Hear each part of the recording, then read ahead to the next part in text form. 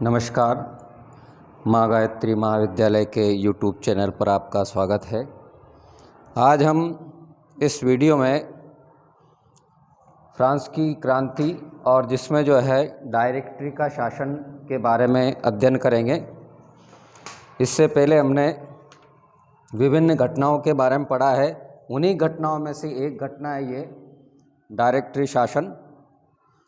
Directory शासन, directory यानी कि संचालक मंडल। डायरेक्टरी का मतलब है यहाँ पर संचालक मंडल। इसने जो है 27 अक्टूबर 1795 से 19 नवंबर 1799 तक शासन किया। डायरेक्टरी ने जो है इसने ये 27 अक्टूबर 1795 से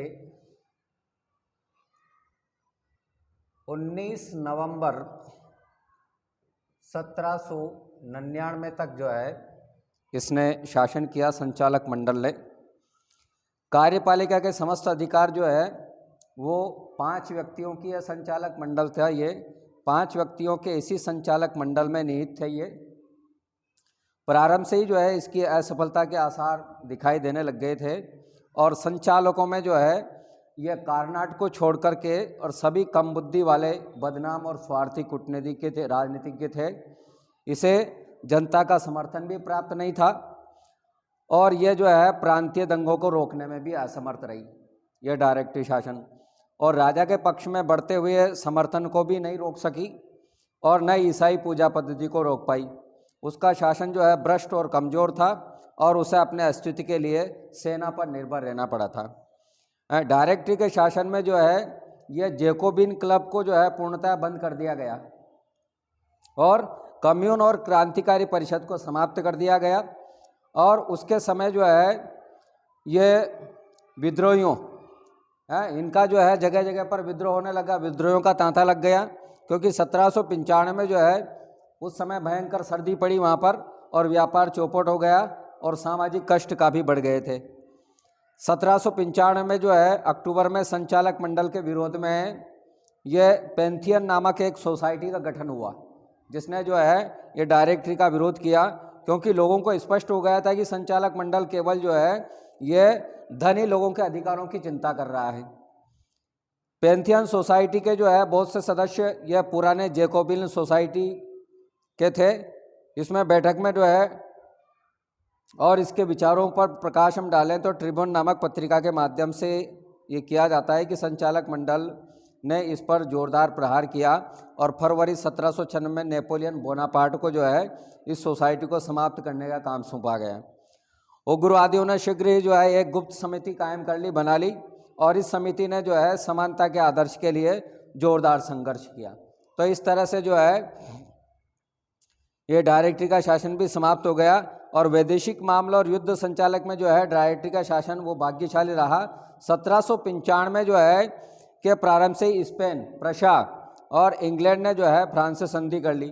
बाद में पुर्तगाल, सैक्सनी और हेसेस नामक जर्मन राज्य, इटली के नेपल्स, ये पार्मा और पोप के राज्यों ने भी संधि कर ली। अब इस स्थल पर जो है केवल ऑस्ट्रिया और जल पर जो है इंग्लैंड ही जो है फ्रांस के विरुद्ध संघर्ष कर रहा था।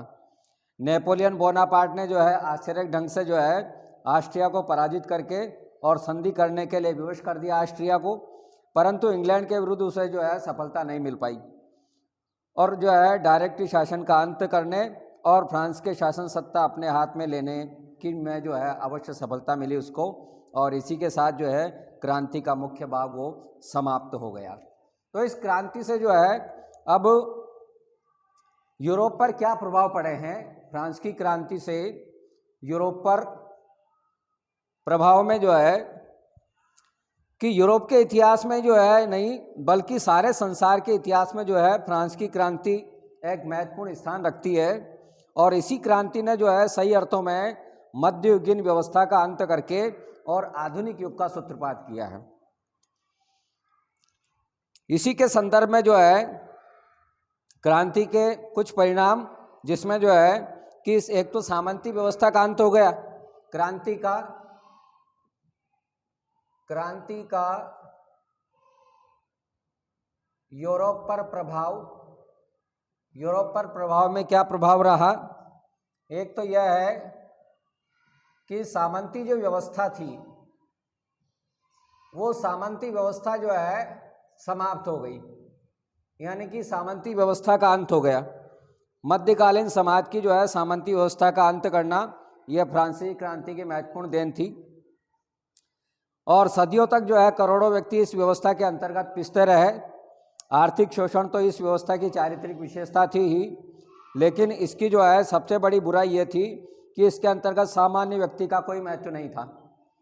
और फ्रांस की क्रांति ने जो है इस अपमानजनक व्यवस्था का अंत कर दिया और उसने जो है सफलता के सिद्धांत का प्रतिपादन करके सामान्य व्यक्तियों को उनके उपयुक्त स्थान पर प्रतिष्ठित किया।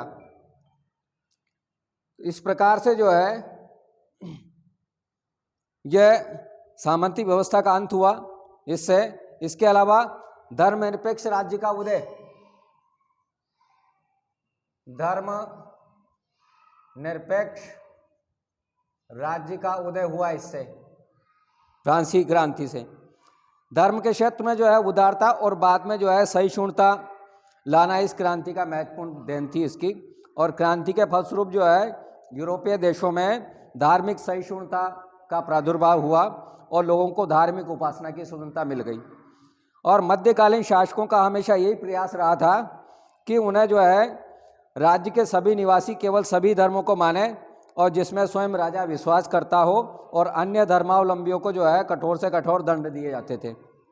तो क्रांति ने जो है धर्मनिरपेक्ष राज्य की स्थापना का मार्ग प्रशस्त करके जो है मानवता की बहुत बड़ी सेवा की है। इसके अलावा राष्ट्रीयता का विकास हुआ। यह राष्ट्रीयता का विकास, राष्ट्रीयता का विकास हुआ। अब राष्ट्रीयता के विकास में जो है